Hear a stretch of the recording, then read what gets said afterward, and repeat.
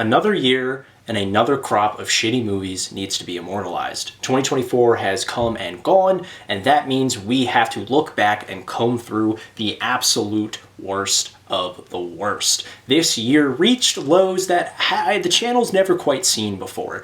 We've gotten shitty movies, we've gotten really boring, bland stuff, especially during the earlier pandemic, but as the years have gone by in the decade, the more studios are willing to take chances on shitty films, and I feel like in 2024 there were a ton of them. I could have had an entire top 20 of shitty movies, and that's not to say that 2024 was necessarily a bad year for film, it just had a lot of crap in it. The good stuff made up for that, but the stuff that was bad was really, really bad. So we have a ton to get into today. I'm so glad I'm finally getting this to you guys. I have my new tripod, my camera's all fixed.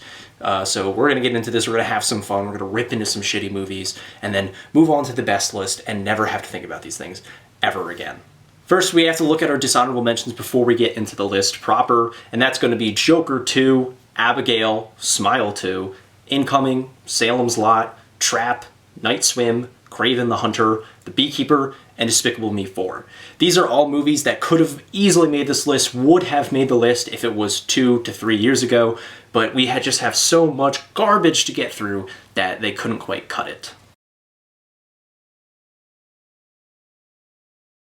Jerry Seinfeld has finally been ousted as the untalented, unfunny predator that he has always been, and watching him do an absolute tailspin for the last couple of years has been pretty hard to watch.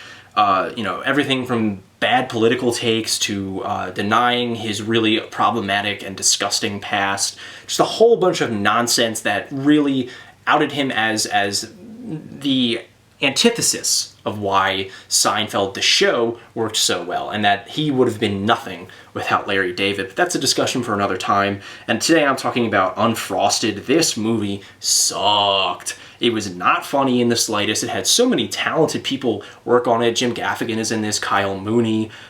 Hugh Grant is normally a pretty good actor, but man, they just are sleepwalking through all of their lines in this, and it's all kind of an attempt to like poke at the the woke left, but it's so sensitized and like watered down that it just is proving the left's point that conservatives are actually the snowflakes who can't take a joke, who don't want to actually take any risks. They want to just be safe and clean and hide their bigotry behind all these veils of family-friendly content. It's bullshit, and this movie is a great example of that, and I really couldn't stand this movie for another minute.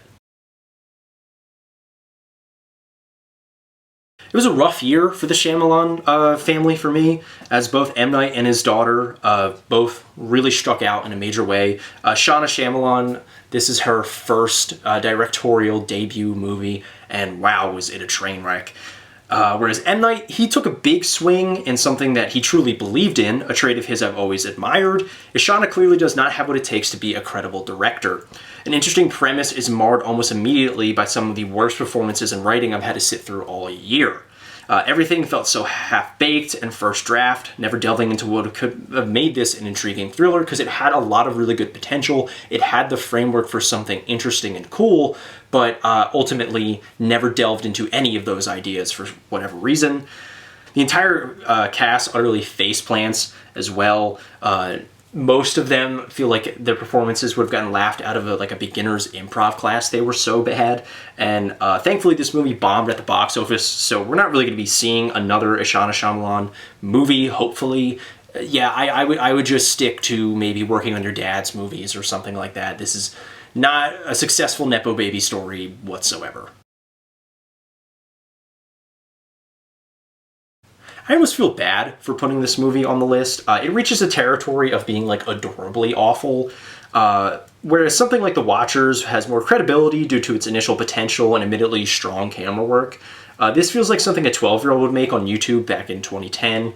Every idea, every beat in the script feels like the very first idea someone had, and they just went with all of it. Nobody said no during the process of this movie. I seriously didn't believe movies like this could exist anymore outside the absolute bottom of the barrel Netflix originals.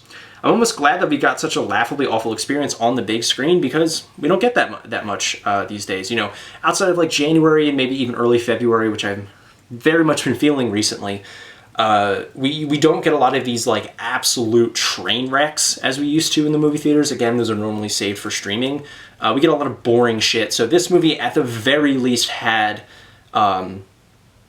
something going for it where it was fun to mock, and it was a fun time with your friends to go see it. To almost everyone's surprise, I feel like, Madame Web did not make the tippy top of this list, and that is because I genuinely have come to really love Madame Web. It has burrowed itself in such a special place in my heart, because listen, is it one of the most poorly made blockbusters I've ever seen? Yes. Does that mean I'm not going to watch it 30 more times? Absolutely not. I adore sitting down, getting, you know, maybe a little drunk with some friends, or even when we saw it in the movie theater with our friends on Valentine's Day.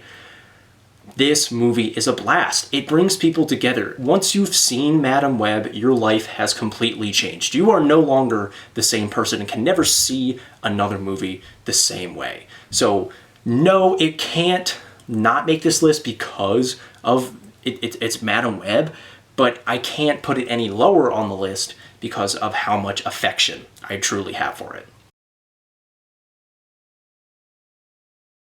Next movie is very similar. I wanted to see this right from the opening trailer. It looked abysmal, and the fact that John Cho was in this, really, like you couldn't be in anything better, and man, it did not disappoint. This was so laughable. It honestly felt like a rejected I Think You Should Leave sketch, but played completely straight, and it is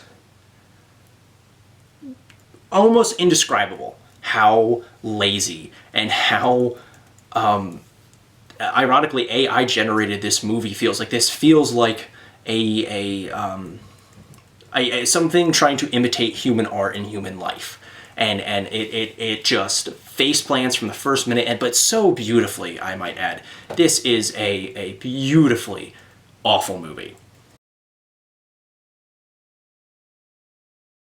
To get into the point of the list where it's not necessarily like fun bad like Afraid or Madame Web, and it's not something that there was some, you know, little potential peeking through.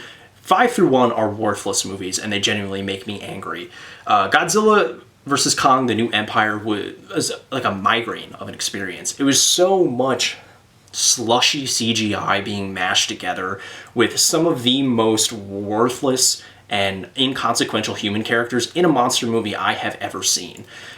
You know, I'm not expecting the world of these movies. I'm not expecting Godzilla -1 to set a precedent, you know, for these Universal monster, or is it Warner Brothers MonsterVerse movies? But we've seen them shine before. You know, we had Godzilla vs. Kong, the first one. Very fun, very enjoyable. We had Kong Skull Island. I love that movie. But here, it really just zaps anything interesting out of it and makes it a chore to sit through, because it's so long, and it's spent way too much time with human characters that just are insufferable. So it didn't add anything cool to the mythos of either character. It's more of a King Kong movie than anything, and the stuff that we get with King Kong with just the apes, I know some people liked that. I found it to be pretty whatever. So yeah, this movie frustrated me.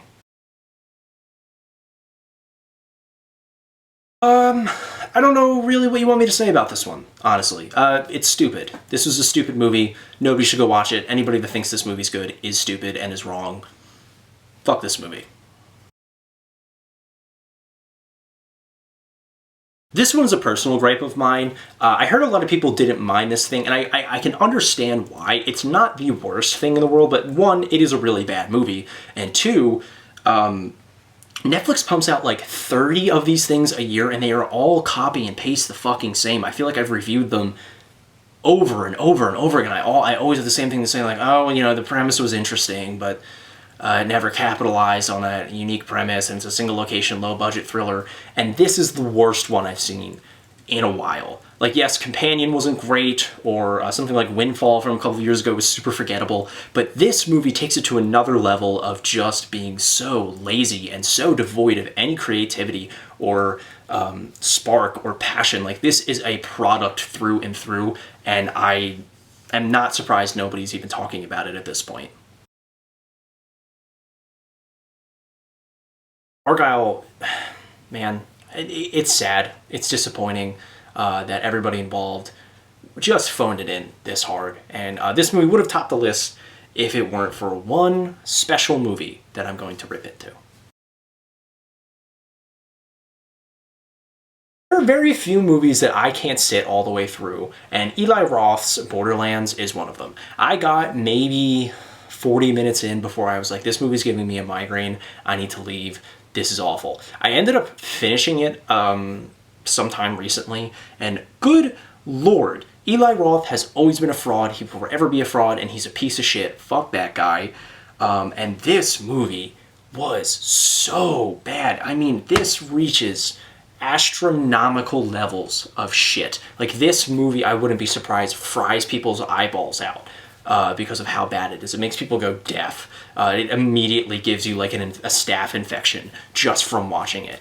This movie, from every angle, from every conceivable way you look at it, is shit and is worthless. No one should see this movie. It's about like 10 years too late. It seems like, again, it was written in one go, in like one sitting. Everybody's there for a paycheck. Everything that I've mentioned throughout this list of reasons a particular movie is bad, because, you know, you can normally point to one main factor of like, okay, this didn't work, so that leads to this, this, and this. This movie has about 6 different things that you can point to and be like, that's why this doesn't work, that's why this was shit. So again, I am baffled beyond belief that this was ever made. I'm baffled that this made it to theaters. I'm not baffled that it bombed, and I am baffled that there is talks of a sequel. So, yeah, what do I know? You know?